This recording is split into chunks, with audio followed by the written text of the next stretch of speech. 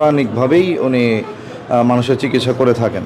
কিছু তদবির দিয়েছিলেন, এটা দেওয়ার পর আলহামদুলিল্লাহ পরিপূর্ণ সুস্থ হয়ে যায়। আমার প্রচুর পরিমাণে শ্বাসকষ্ট ছিল, প্রতিদিন ইনহেলার নেওয়া লাগছে, তাছাড়া চলছে না আর কি। জেনে গেছি আমার এটা নেওয়া লাগছে, তারপরে আসছি আসার পরে থেকেই মানে গত সপ্তাহে আসছি, আজকে শুক্রবার, এক সপ্তাহের মধ্যে ইনশাল্লাহ আমার ভালোই লাগতেছে।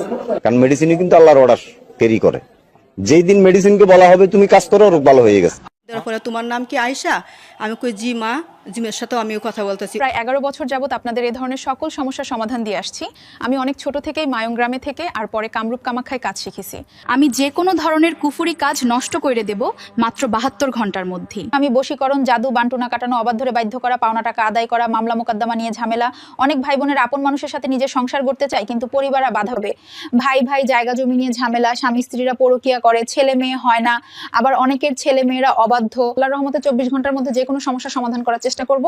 আমি কাজের আগে 1 টাকা কখনো খাই না, তবে কাজের জন্য যদি কোনো সমানা লাগে তা আপনি কিনে দেবেন, আমি কাজ করে দেব। কাজ শেষ হয়ে গেলে হাদিয়া দিবেন আপনার সামর্থ্য অনুযায়ী।